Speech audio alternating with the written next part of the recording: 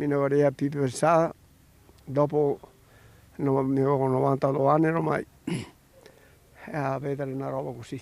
Il dolore, la rabbia, la paura e tornano alla mente gli anni 70 quando il signor Bruno insieme alla moglie fu rapinato da banditi armati di mitra. Oggi un nuovo furto nella sua gioielleria che ora è del figlio Stefano nel cuore di Piazzola sul Brenta. La notte scorsa la ferita per la sua famiglia si è riaperta, un furto messo a segno da più persone e scoperto alla riapertura. Io spaccare qua, io spaccare qua, io spaccare questa. I ladri si sono introdotti nel negozio dopo aver forzato la porta d'ingresso. Una volta all'interno hanno fatto razzia ripulendo oro e gioielli presenti nelle vetrine. Raccolto il bottino, sono fuggiti grazie all'aiuto di almeno un complice che li aspettava in auto all'esterno.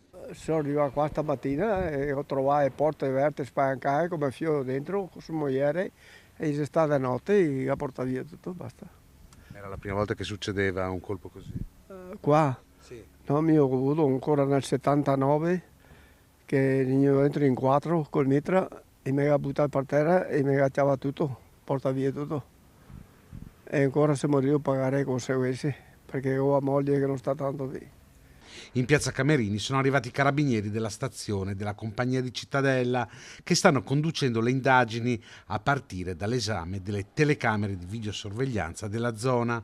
Una banda di professionisti, quella entrata in azione. Nel frattempo resta lo sconforto di chi in pochi minuti si è visto rubare il frutto del lavoro di una vita. Gli ha fatto saltare tutte le saladure e dopo è andato dentro, gli ha smettato prima la vetrina, che neanche gli ha toccato perché si sapeva che vorrei da poco la roba là dentro le vitrinette, era quanto adesso faremo l'inventario e tutto.